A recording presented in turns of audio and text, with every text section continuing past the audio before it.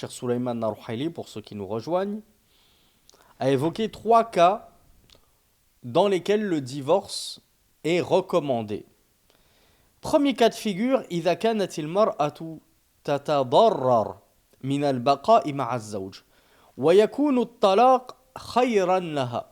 Premier cas de figure, le cheikh l'a résumé en disant, c'est lorsque la femme va subir un préjudice à rester mariée à cet homme-là, à son mari, et que le divorce serait un bien pour elle.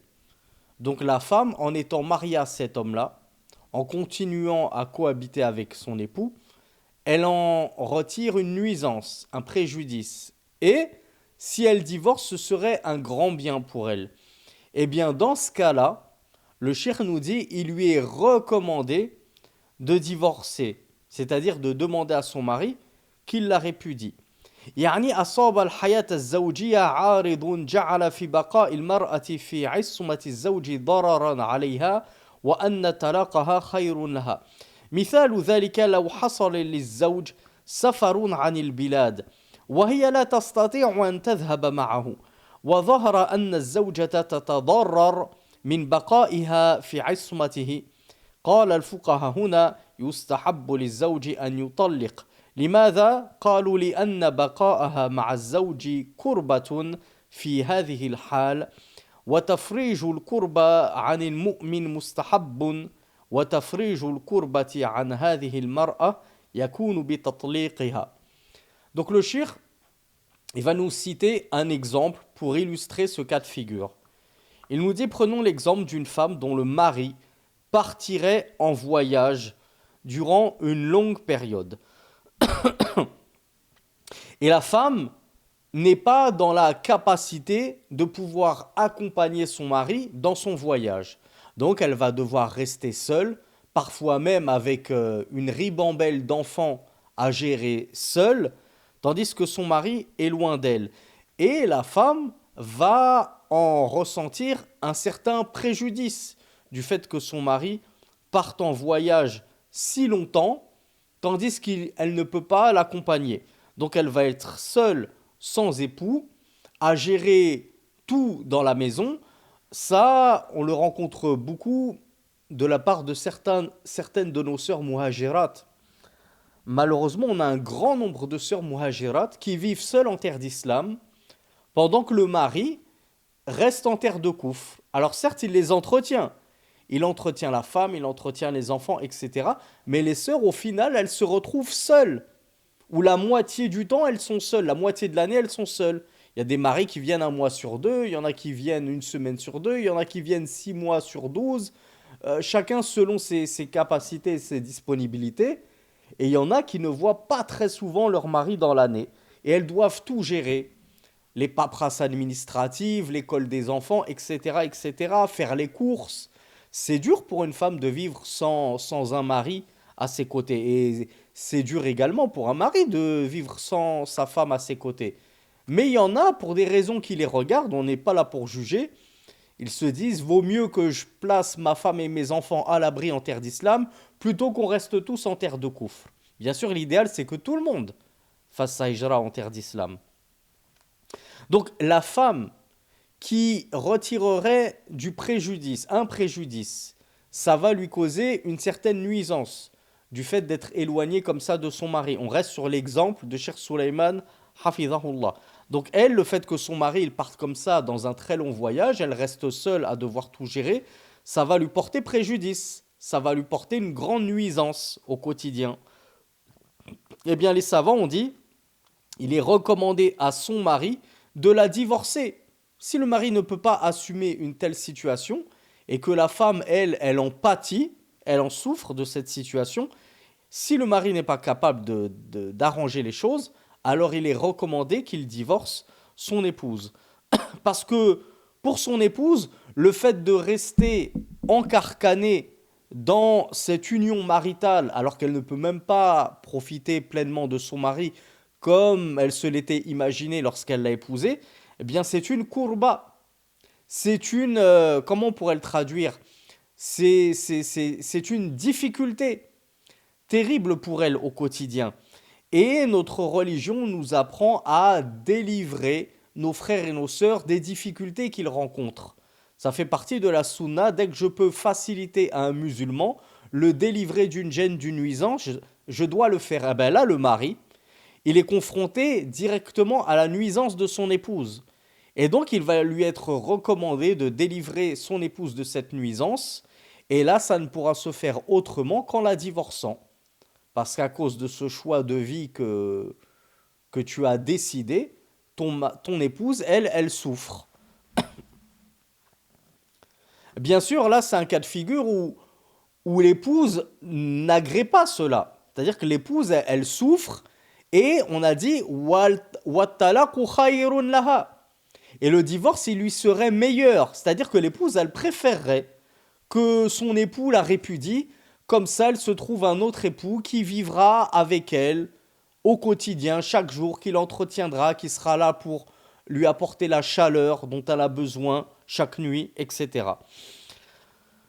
Donc ça, c'est le premier cas de figure où le divorce, il est recommandé. Lorsque l'épouse retire une certaine nuisance de la vie maritale et que le divorce deviendrait meilleur pour elle. Alors on dit, il est recommandé qu'elle demande le divorce à son mari et que son mari accepte cela et la libère. الحالة الثانية إذا ساءت العشرة بين الزوجين وصعب إصلاحها. Ouais, juste petite précision, pour les islamophobes qui traitent toujours notre religion de religion misogyne, où les femmes sont relayées au rang de boniches, de femmes de ménage, de réceptacles à jouissance, etc., qu'elles n'ont aucun droit, qu'elles n'ont aucun respect. Regardez le premier cas de figure que Shir évoque dans le divorce mustahab, c'est par rapport aux femmes et aux sœurs éplorées, ou éplorées, je ne sais plus comment on dit, je crois que c'est éplorées, qui souffrent en silence comme ça. Le shir tient à rappeler que l'islam leur a donné une issue de secours. Regardez, mesdames, vous n'êtes pas seules, vous n'êtes pas aussi désemparées que vous le pensez. Il vous est même recommandé de demander le divorce dans un tel cas de figure. Donc l'islam ne vous a certainement pas abandonné et les savants ne vous ont pas oublié. Deuxième cas de figure donc, lorsque la vie conjugale commence à se ternir, elle commence à prendre un très mauvais tournant et qu'il est difficile de rectifier le tir. Norman nous dit ça commence à battre de l'aile, effectivement. Si vous avez des expressions, n'hésitez pas. Vous savez que plus les années passent, vous avez dû le remarquer, et plus j'en perds mon français. Et comme je vous le dis toujours, à 50 ans, je ne sais pas dans quelle langue je devrais faire mes cours. Je commence vraiment à ne plus savoir m'exprimer. Donc lorsque la vie de couple, elle commence à battre de l'aile, que ça commence à ne plus trop aller, et qu'on n'arrive pas à trouver une issue de réconciliation, eh bien le cher nous dit alors oui, là, il est recommandé de se séparer. Pourquoi continuer à vouloir se forcer à vivre ensemble, à partager le même toit, si ça va plus entre nous? Si au final on n'est plus heureux l'un avec l'autre? Au contraire, chaque jour c'est des disputes. Quand mon mari rentre, ça y est, je sais que ça va être parti pour des crises et des pleurs et des tensions jusqu'à toute la soirée. Et rebelote le lendemain, et ainsi de suite. Donc le cheikh nous dit Lam yasil ila darajati tadih' al-huquq. On n'est pas en train de parler d'un couple dans lequel les droits sont bafoués. C'est-à-dire les droits des uns et des autres sont bafoués par le conjoint. On n'est pas du tout en train de parler d'une telle situation. Lakin sa'atil ishra. C'est juste on est en train de parler d'une situation où la vie de couple est en train de se gâter. Elle est en train de se détériorer. وصار هناك شقاء بين الزوجين. Et le malheur commence à s'installer dans la vie de couple. Malheur par opposition à bonheur. C'est-à-dire on n'est plus heureux. on commence à devenir malheureux l'un avec l'autre. On n'est plus aussi heureux qu'au début, on n'est plus épanoui, on est triste. وصعب إصلاح الأمر. Et on a essayé d'améliorer la situation, mais on sent que voilà, il y a rien à faire, c'est comme ça. C'est comme ça, on n'est plus fait l'un pour l'autre et on se sent plus attiré l'un envers l'autre et on n'arrive plus à, à vivre dans le bonheur et la joie comme c'était le cas auparavant. يعني بُذلت الأسباب لإصلاح الأمر لكن هذا لم ينفع. On a tout mis en cause, ça n'a pas porté ses fruits. Donc là, oui, il est même recommandé de se séparer.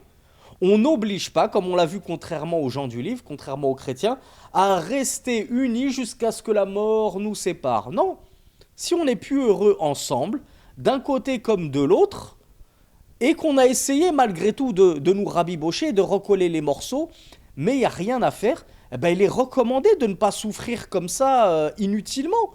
Séparez-vous, c'est autorisé comme on l'a vu le divorce dans notre religion.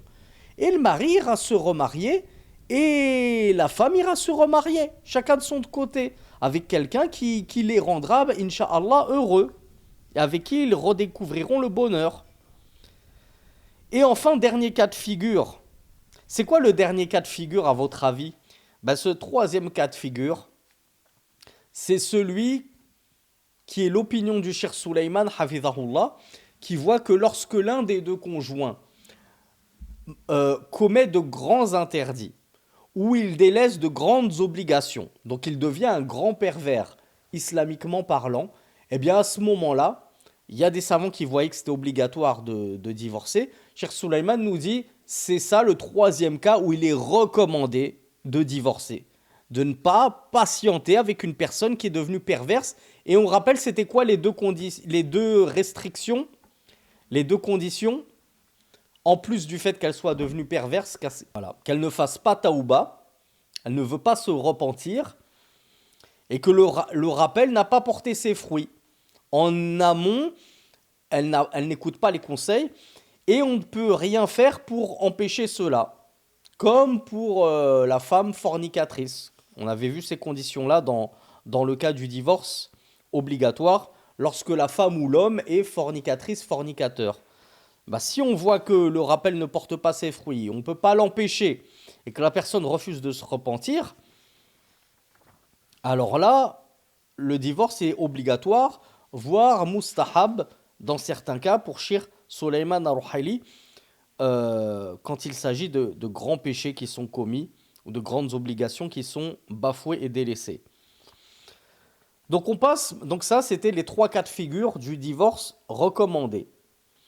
Ensuite, il y a le troisième cas, c'est le divorce qui est juste permis, autorisé. C'est-à-dire il n'a pas le statut de recommandé, encore moins d'obligatoire, et il n'a pas non plus le statut de détestable et encore moins d'interdit. Le cheikh nous dit يكون الطلاق مباحا إذا وجد له سبب يمكن تحمله فيكون مستوي الطرفين. Le cheikh nous dit le divorce permis, autorisé, c'est celui qui a une cause. Il y a une cause qui fait que t'as fait ceci, t'as fait cela, moi je divorce. Moi je demande le divorce. Pas gratuitement, il y a une cause. Il n'y a pas de fumée sans feu. Donc il y a eu un feu, ben moi je demande le divorce. T'as allumé le feu du divorce, t'as allumé la flamme de la séparation. Mais le cheikh nous dit, walakin yumkinu tahammuluhu. Mais cette flamme que tu as allumée, il m'est possible de la supporter. C'était quoi le cas précédent? Le cas précédent, c'est la femme, elle est en train d'avoir une nuisance. Ça lui cause préjudice. Et si elle divorce, ce serait mieux pour elle. On a dit, dans ce cas-là, alors oui, ça t'est même recommandé de divorcer. Si tu es en train de souffrir, que tu en retires de la douleur, du malheur, etc. Mais là, on est dans un cas de figure où il y a eu des causes qui justifieraient que tu divorces ou que tu demandes le divorce, mais tu pourrais éventuellement le supporter. Je peux le supporter, je peux surmonter cela. Donc on te dit, comme il y a une cause, c'est ton droit de divorcer. Parce qu'il y a une cause. Mais c'est à toi de voir. Pèse le pour et le contre, c'est libre à toi. Libre à toi de divorcer, libre à toi de rester avec ton conjoint. Dans les deux sens, que ce soit l'homme ou la femme. Dès qu'il y a une cause qui justifierait un divorce et que je peux malgré tout surmonter et supporter cette cause-là, l'affaire te revient, mon frère. L'affaire te revient, ma sœur. À toi de décider pour toi-même. Qu'est-ce qui est le mieux pour toi? Est-ce que tu continues, tu patientes, tu supportes en espérant que ça ira mieux? Ou bien tu décides de divorcer et ce serait ton droit car ça t'est permis. C'est ça le divorce permis. Il y a une cause. C'est juste que cette cause, je peux la surmonter et la supporter. Ensuite, on a le divorce makrouh, c'est-à-dire détestable. Le divorce détestable, le cheikh nous dit yakunu talaqu makruhan idha oui, on va le dire. إذا طلق الرجل من غير سبب وذلك لما يترتب على الطلاق من تبعات ومفاسد فيكره التسبب فيها. Le cheikh nous dit le divorce détestable, c'est celui dans lequel le mari aurait répudié son épouse sans raison. Ou alors, pire encore, lorsque c'est la femme qui demande le divorce sans raison. Qui connaît le hadith à ce sujet concernant la femme qui demande le divorce sans raison, sans cause qui justifie de demander le divorce? Bismillah. Bravo, Dhun Nurayn. Elle ne sentira pas l'odeur du paradis, nous a dit le messager d'Allah, sallallahu alayhi wa ala alihi wa sallam. Donc les sœurs doivent faire très attention. Lorsqu'elles demandent le divorce, il faut que ce soit justifié. C'est pas pour... Ah oui, j'ai rencontré un homme beaucoup plus beau que le mien. Bon, ben je vais divorcer, je vais changer de mari comme je change de sac à main. Mais il peut y avoir des hommes qui demandent, eux, le divorce sans raison justifiée. Est-ce que le divorce, il est autorisé dans un tel cas de figure? Si il n'y a pas de raison, j'ai le droit ou pas de divorcer? Alors, j'ai eu que deux réponses et c'est des mauvaises réponses. Bravo Dhun Nurayn, qui est au taquet comme à son habitude. Allahumma barik. En même temps, il a l'habitude des questions pièges, Dhun Nurayn. On vient de le voir. Le shir nous dit c'est détestable. Détestable, ça veut dire je peux le faire. Quand je vous dis quelque chose est détestable en prière, ça veut dire tu peux le faire, mais c'est mieux d'éviter. Si tu t'en abstiens, tu seras récompensé. Mais si tu le fais, est-ce que tu seras pécheur? Ben non. Si j'ai commis un acte makrouh, est-ce que je suis pécheur? Non. Est-ce que j'ai un péché? Non. Mais si je l'évite, je serai récompensé. Ben là, le divorce, si je le fais, moi en tant que mari, je divorce ma femme sans raison. Si je le fais, est-ce que je suis pécheur? Non, je ne suis pas pécheur. Mais c'est détestable. Tu seras récompensé si tu reviens à la raison et tu dis non, non, c'est quand même détestable. Je ne vais pas la répudier alors qu'il n'y a pas de cause qui le justifie. Et le Cheikh Sulaiman nous dit en vertu de tout ce qu'il va aboutir comme conséquence néfaste du fait de divorcer ton épouse sans raison le justifiant cela. Voilà pourquoi on ne va pas te dire que c'est interdit, parce que l'homme a ce droit. Le divorce est dans les mains de l'homme, à la base, mais on te dit, puisque tu n'as pas de raison de le faire, alors ça t'est détestable. On va pas t'enlever ce droit que tu as. Oui, c'est ton droit, c'est vrai, t'es un homme, t'es un mari, c'est ton droit. Allah t'a donné ce droit de divorcer ton épouse. Mais sois intelligent, ne la fais pas souffrir inutilement, ne fais pas souffrir tes enfants, ne la divorce que s'il y a une raison qui le justifie. S'il n'y a pas de raison, on ne peut pas t'en empêcher, on ne peut pas te retirer ce droit qu'Allah Azza wa Jal t'a donné, mais on te dit c'est détestable. Ça veut dire si tu t'en abstiens, tu seras récompensé. Si tu t'abstiens de le faire parce que tu sais que c'est makrouh et que makrouh ça veut dire si j'évite, eh ben si j'évite ce makrouh, je serai récompensé. Inch'Allah, tu seras récompensé. Et qui sait, peut-être qu'Allah mettra la baraka dans ton couple. Si toi, tu as voulu la divorcer parce que tu as rencontré plus belle ou je ne sais quoi, alors que ton épouse Meskina, elle n'a rien fait de mal, a fait même des efforts pour essayer de te plaire, qui sait, peut-être qu'Allah va finir par l'embellir à tes yeux. Si le shaitan il est capable d'embellir une femme lorsqu'elle sort dans les yeux des étrangers, vous pensez que Allah Azza wa Jal n'est pas capable d'embellir une épouse aux yeux de son mari? Donc, Inch'Allah, et le bon soupçon envers Allah subhanahu wa ta'ala, et ne la divorce que s'il y a une raison qui justifie cela.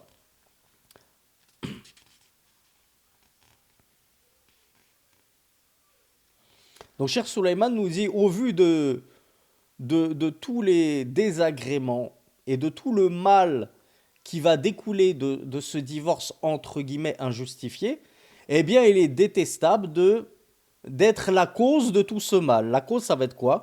Que tu as divorcé ton épouse sans raison. Donc ne sois pas la cause d'un grand mal, nous dit le cheikh. Et enfin, on va terminer notre cours en évoquant le dernier cas de figure, le dernier jugement qui est at-talaqul muharram, le divorce interdit, par opposition au gros chapitre qu'on a vu hier, le divorce obligatoire. Le divorce est interdit dans les cas suivants.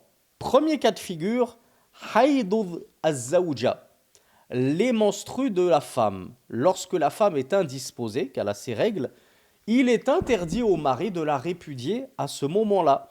فإذا طلق الرجل امرأته وهي حائض ويعلم أنها حائض فإنه يأثم. Si le mari répudie sa femme tandis qu'elle est indisposée, est-ce qu'il est pécheur ou il n'est pas pécheur? Si je vous dis, vous avez une bonne réponse, mais il y a une condition à apporter avant de commencer à jeter des pierres sur les maris là. Calmez-vous les sœurs. Je sais que vous en avez gros sur la patate sur ces hommes là, mais à quel moment le mari est-il vraiment pécheur lorsqu'il divorce sa femme, lorsqu'elle est indisposée? Dhun Nourayn, aide-les un petit peu là. Voilà, bravo Norman. Bravo Amina. Bravo Bint Hassan. Cécile est au courant. Vous savez, mesdames, nous, on n'est pas forcément tout le temps au courant, hein.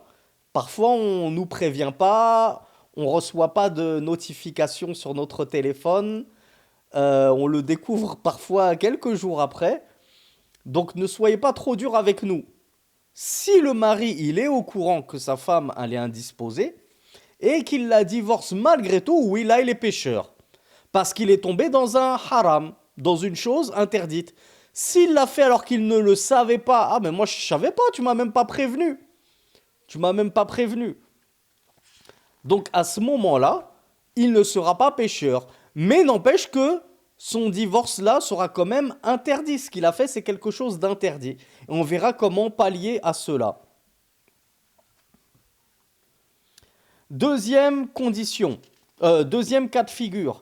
إذا طلق الزوج الزوجة في طهر قد مسها فيه ولو مرة يعني ولو مرة واحدة إذا كان جامعها في هذا الطهر وطلقها في هذا الطهر الذي جامعها فيه فإنه يأثم لأن هذا الطلاق حرام.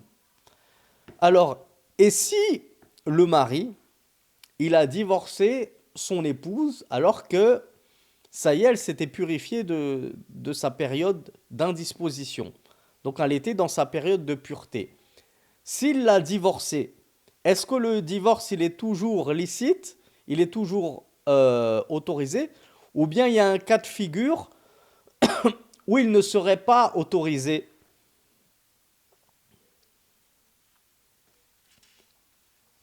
Bravo. Il y en a certains qui ont eu la bonne réponse. Le cheikh nous dit le deuxième cas de figure, c'est que l'époux, il va divorcer son épouse dans sa période de pureté, certes. Là, on n'est plus dans la période d'indisposition. Mais, durant cette période de pureté, lorsque sa femme n'est pas indisposée, il l'a touchée. Touché avec un grand T. D'accord? Je n'ai pas besoin de rentrer dans les détails. Il a touché son épouse avec un grand T. Eh bien, le cheikh nous dit, ne serait-ce qu'une seule fois. Il faut qu'il l'ait touché à 3 reprises. Non, tu l'as touché une fois avec un grand T majuscule. À ce moment-là, qu'est-ce que tu dois faire? Le cheikh nous dit, si tu la divorces, alors après l'avoir touchée, quand bien même elle est dans sa période de pureté, tu, tu n'as pas le droit en fait, c'est haram. Il t'est illicite de la divorcer à ce moment-là. À ce moment-là. En effet, Allah Azza wa Jal nous dit Ya ayyuhal nabi, idha tallaqtumun nisaa fatalliquhunna li'iddatihinna. Ô prophète, lorsque vous répudiez les femmes, répudiez-les selon leur période. Qu'est-ce que ça veut dire selon leur période? Le shir nous dit Ay min qabli iddatihinna, c'est-à-dire avant leur idda, avant leur période. Wahada amrun, et ceci est une injonction, c'est-à-dire c'est un ordre. Wal amru yaqtadi al-wujub, et l'ordre il connote et il implique le caractère obligatoire, l'obligation, comme on l'a déjà étudié plusieurs fois. Fadidduhu yakunu haraman.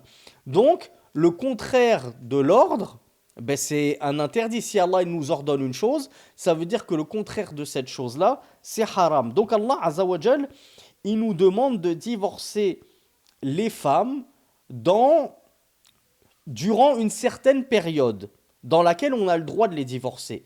En dehors de cette période-là, j'ai pas le droit de divorcer ma femme. C'est quoi cette période? Le cheikh nous dit وَالطَّلَاقُ لِلْعِدَّةِ, et le divorce dans cette période qu'Allah nous a ordonné de respecter, هُوَ الطَّلَاقُ فِي طُهْرٍ لَا جِمَاعَ فِيهِ. C'est le divorce qui va avoir lieu durant une période de pureté de mon épouse dans laquelle je ne l'ai pas touchée. Du début de sa période de pureté, depuis qu'elle s'est purifiée, qu'elle a pris son rousse, jusqu'au moment où je lui ai dit Tallaqtuki, je ne l'ai pas touché avec un grand T. À ce moment-là, oui, le divorce, il est autorisé. Et c'est le seul divorce qu'Allah m'ait autorisé. J'ai pas le droit de divorcer mon épouse à un autre moment. Je peux pas la divorcer quand elle est indisposée. Et même quand elle est disposée, si je l'ai touchée avec un grand T, j'ai pas le droit de la divorcer à ce moment-là. Je devrais attendre une prochaine période d'impureté, de menstru, puis qu'elle se repurifie, qu'elle reprenne son roussel, puis, une fois qu'elle est pure, je ne la touche pas, là je lui dis anti taliq, là je la divorce, là je la répudie. Alors d'où est-ce que ça provient ça? C'est quoi ton dalil? Ça m'a l'air compliqué, c'est quoi le dalil? Le shir nous dit, ben, le dalil, on le trouve dans Sahih al-Bukhari, directement, d'après Abdullah ibn Omar, radiyallahu anhuma, qui avait divorcé son épouse tandis qu'elle était indisposée. Et cela du temps du messager d'Allah, sallallahu alayhi wa ala alihi wa sallam. Alors son père, Omar ibn al-Khattab, questionna le prophète sallallahu alayhi wa ala alihi wa sallam à ce sujet. Le messager d'Allah sallallahu alayhi wa ala alihi wa sallam lui a alors dit Murhu falyuraji'ha, ordonne-lui de récupérer son épouse. Pourquoi? Parce qu'Ibn Omar avait divorcé son épouse tandis qu'elle était indisposée. Elle était dans sa période du mois. Donc il dit à son père, à Omar ibn al-Khattab, ordonne-lui de récupérer son épouse. Thumma liyumsikha hatta tathur, et de la garder jusqu'à ce qu'elle se purifie à nouveau. C'est-à-dire jusqu'à ce qu'elle termine sa période, son cycle menstruel, et qu'elle prenne son rousse, et qu'elle devienne pure. Thumma tahidu, thumma tathur, puis qu'elle ait une nouvelle période un nouveau cycle menstruel, puis qu'elle se purifie à nouveau. Thumma insha'a amsaka ba'd wa insha'a tallaqa qabla an yamas. Et c'est là le dalil. Le prophète sallallahu alayhi wa sallam nous dit, puis s'il veut, il la garde, son épouse. Peut-être qu'il aura cogité, comme on le verra. C'est pas pour rien qu'il y a un délai de 3 menstrues à observer avant que le divorce ne soit entériné, effectif. Parce qu'il se peut que le mari finisse par regretter d'avoir répudié son épouse et qu'il la récupère durant ce laps de temps. Voilà pourquoi le prophète sallallahu alayhi wa sallam a dit, puis s'il veut, il la récupère, son épouse. Et s'il souhaite, alors qu'il la divorce avant de la toucher. Donc, qu'est-ce que lui avait ordonné Rasulullah sallallahu alayhi wa sallam? Il a dit, voilà, ton fils, Ibn Omar, il a divorcé son épouse alors qu'elle était indisposée. Donc ça, c'est un divorce haram interdit. C'est pas comme ça qu'il faut faire. Donc on va annuler ce qui s'est passé. On va attendre que l'épouse, elle, se purifie de sa période, puis que ton fils attende que son épouse ait cette fois-ci un nouveau cycle. À la fin de ce cycle, il la laisse se purifier tranquillement, et une fois qu'elle s'est purifiée, il peut la divorcer, mais il ne doit pas alors la toucher. Parce que si tu touches ton épouse à ce moment-là avec un grand T, tu devras attendre un nouveau cycle et qu'elle se purifie d'un nouveau cycle. Donc c'est ça le dalil dans le recueil de l'imam Al-Bukhari, numéro 5251, et on le trouve même dans le recueil authentique de Muslim, numéro 1471. On ne peut divorcer son épouse que dans sa période de pureté et si tu ne l'as pas touchée au préalable dans cette période de pureté. Si tu l'as touchée, que vous avez eu des ébats durant cette période de pureté, tu ne pourras pas la divorcer durant cette période de pureté. Tu devras attendre un prochain cycle menstruel, puis qu'elle se purifie de ce cycle, et dans cette prochaine période de pureté, tu t'abstiendras de la toucher avec un grand T, et là tu pourras la répudier, la divorcer. Et enfin, dernier cas de figure, al-halatu thalitha at-talaqu akthar min talqatin fi majlisin wahid. Le divorce plus d'une seule fois, dans la même assise, la même assemblée, la même discussion, comme le cas, l'anecdote que nous avait narré le cheikh il y a 2 cours. La femme qui croyait que tant que son mari lui avait pas dit je t'ai divorcé 3 fois, je t'ai divorcé, je t'ai divorcé, je t'ai divorcé, c'est bon, il pouvait divorcer et se récupérer autant de fois qu'il le voulait. Est-ce qu'il est possible de dire je t'ai divorcé, je t'ai divorcé, je t'ai divorcé? Est-ce qu'on peut répudier son épouse ainsi?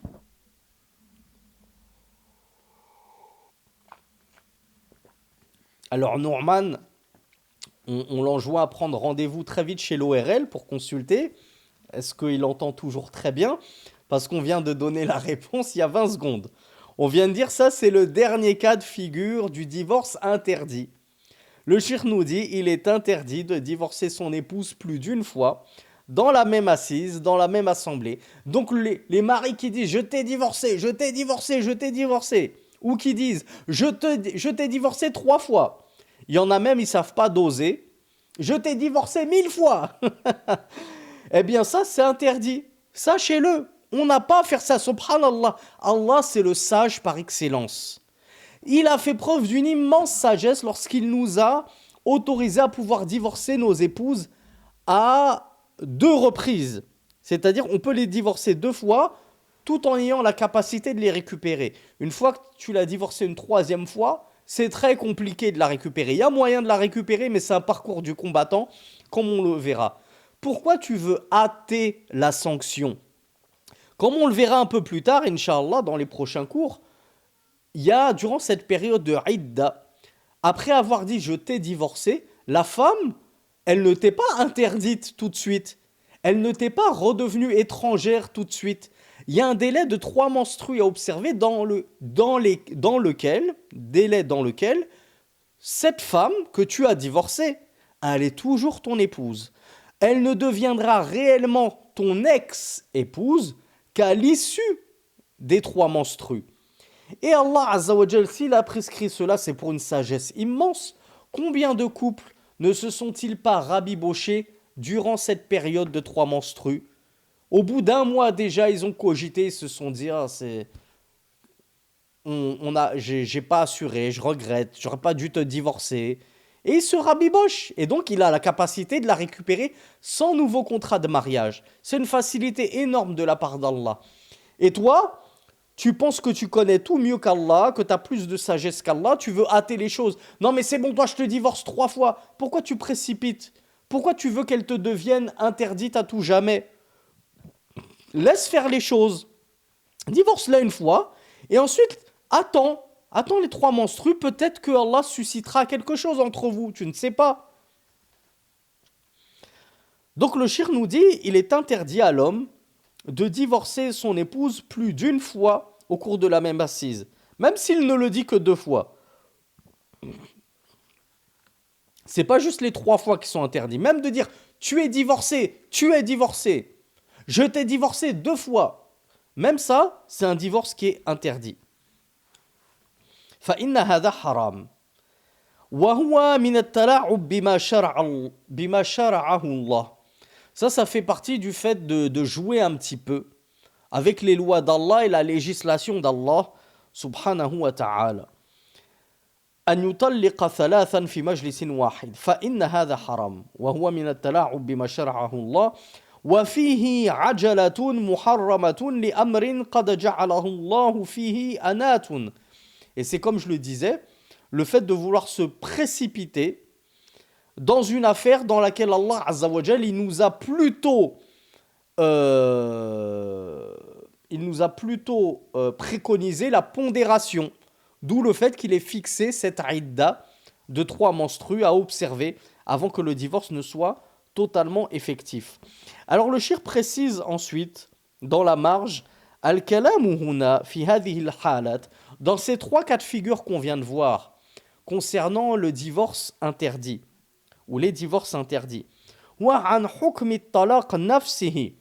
On est en train de parler du jugement du divorce en lui-même. C'est quoi le jugement d'un tel divorce dans les 3 cas de figure? Le divorce, il est interdit, on a dit. Mais est-ce qu'il est valide? Est-ce que le divorce, il est effectif? Si je divorce mon épouse, dans l'un de ces 3 cas, pendant les règles, les menstrues, alors que je l'avais déjà touchée, même si elle était disposée, elle était pure, mais je l'ai touchée avant. Et c'est quoi le 3e cas de figure? Et je lui ai dit 3 fois, je t'ai divorcé. Est-ce que le divorce, il est valide ou pas? Ou il est invalide? Ou c'est comme si il ne s'était jamais contracté? C'est comme si on n'avait rien entendu, il ne s'était rien passé. Bravo. Le divorce, il est valide, nous dit le shir. Wa annahu muharramun ya'thamu bihi zawj. On dit que ces divorces-là, ils sont interdits. Ils sont muharram, ils sont illicites. Donc, le mari sera pécheur. Là, on est d'accord là-dessus. Le mari a commis un péché. Parce qu'il a outrepassé les lois d'Allah subhanahu wa ta'ala. Ammal wuqur'. Quant au fait que le divorce soit effectif, فهذه مسألة أخرى نتكلم عنها لاحقا. Vous pensiez pas qu'on allait vous spoiler aussitôt dans notre série de cours? On en est qu'au 6e cours, 7e. Le shir nous dit quant au fait que le divorce soit effectif ou non, c'est quelque chose qu'on verra plus tard et qu'on étudiera en détail. Mais c'était pas le sujet. Le sujet, c'était de savoir est-ce que le divorce, il est autorisé ou non dans un tel cas de figure. Donc pour l'instant, on apprend que le divorce, il est interdit.